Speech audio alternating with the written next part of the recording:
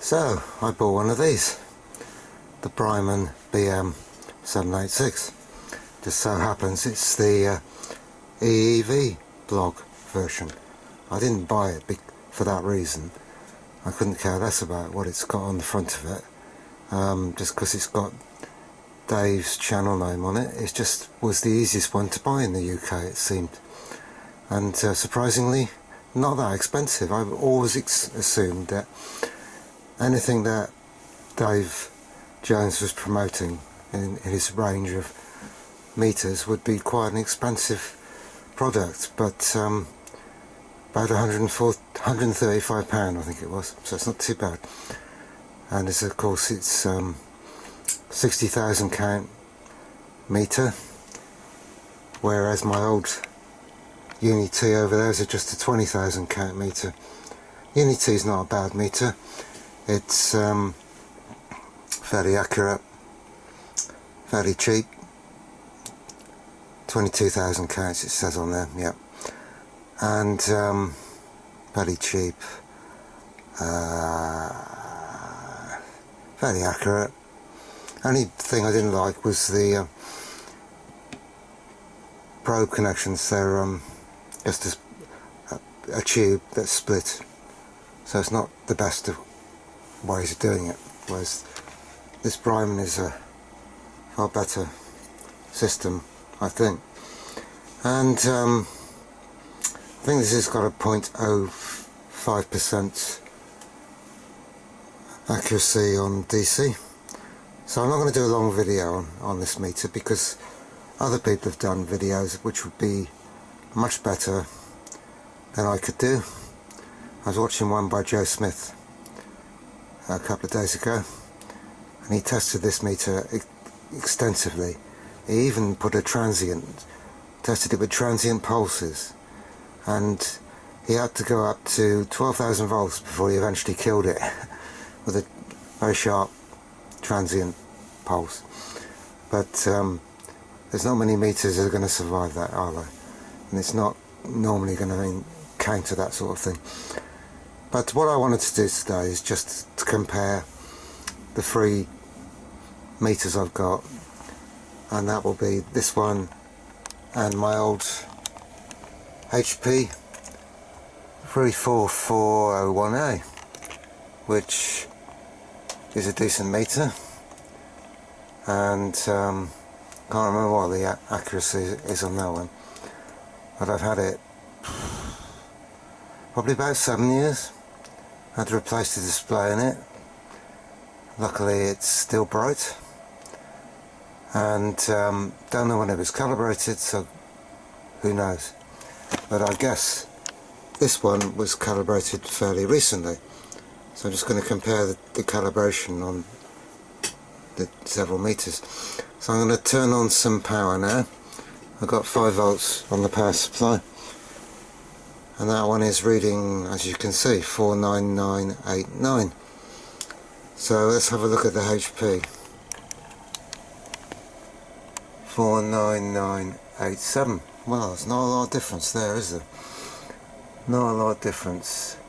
I think that what that says to me is that the calibration of this meter is still pretty good over that however many years since it was last done. So just for the sake of it, let's go over to the Uni-T, and that's 4997. It's not too far out, glare, and it's missing the last digit, of course. But if I drop the voltage down a bit, say to 1 volt, now we get more resolution on that one. That's 10035, 100345545, whatever. So the old Uni-T is not doing too badly. And what does this one say? Exactly the same as the Bryman, 10034, 10034. So you can't say fairer than that, can you? I think I calibrated the Uni-T against my HP when I got the HP. So they're all pretty good by the looks of it. So that's really what I wanted to do on voltage tests. I'm not going to do a full test on this meter, as I said, but might do just a quick resistance check on a couple of resistors. I've got a 1K here, and what's this one? I think it's a 1 meg. 1 meg, okay, just to give it a bit of range. So I'm going to just set that all up. I won't test the Unity on resistance, it's not worth bothering. Okay, we're in resistance mode, so just test this with 1K, which is on the bench, and I'm trying to make a good contact. 10008, 10008. So let's just try the HP. 10008. Try and remember that.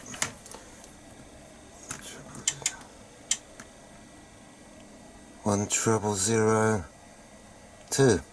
Slight difference there then, but not really that important, I don't think. So pretty close anyway. Just another thing about this meter. If I short the probes together, you see I get exactly 0 ohms.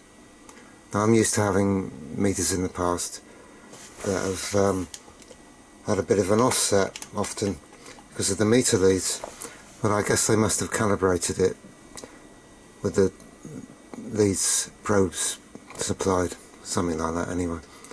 And so what does my HP do when I short that together? That has got a very slight offset of 0.039 ohms, so it's not too bad, is it? And anyway, back to the next resistor I was going to measure, and I can find it.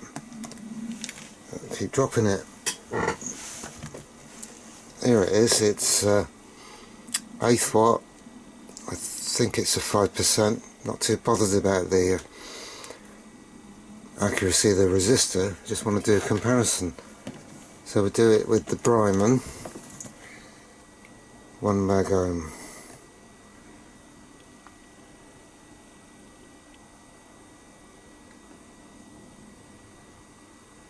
One 000. I'm not making very good contact, that's the problem.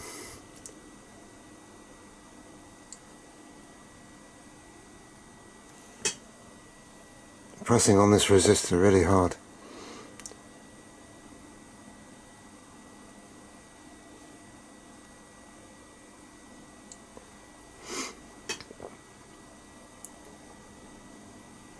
I think I'm going to wrap the wires around.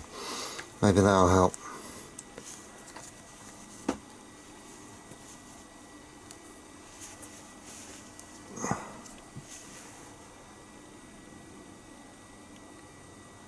I think decent stable.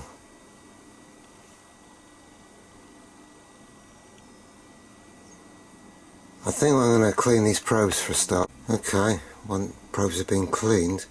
Still floating around a bit. 10077. 1.0077 megohms. Now let's try the HP. Okay, HP connected. 10066. It's getting 10077.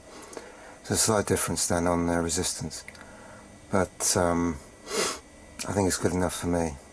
Not sure what the accuracy of the HP is on resistance, nor am I really sure what the accuracy is on the Bryman on resistance. It's pretty close, pretty good. Something like 0.5%, I think.